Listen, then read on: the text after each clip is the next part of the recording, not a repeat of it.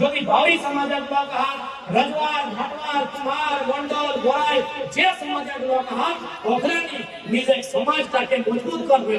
ওখানে সমাজকে দেখতা ওখানে আমার পার্টিকে দেখতা আমি এটা বলতে চাই সমাজ মানে সব সমাজ দেখি আজ সবাই জানছেন যে এটা নতুন ছেলে আর তবে বাকি পলিটিক্যাল লিডারশিপ ভ্যালু আছে ভ্যালুই আছে আমি ভেবে আছি কি গোটা গোটা ভারত দেশে একটা এমএলএ খালি পাঁচ বিধানসভা ভিতরে ভেবে আছি এইটাই ইয়াদের সমস্যা এটা কি কিভাবে পলিটিক্স করছে একটা নতুন ছেনা আর কিভাবে পলিটিক্স করছে কত ডেরি আছে আর কত ইয়াদের মানে ট্যালেন্ট আছে সেইটাই ইয়াদের প্রবলেম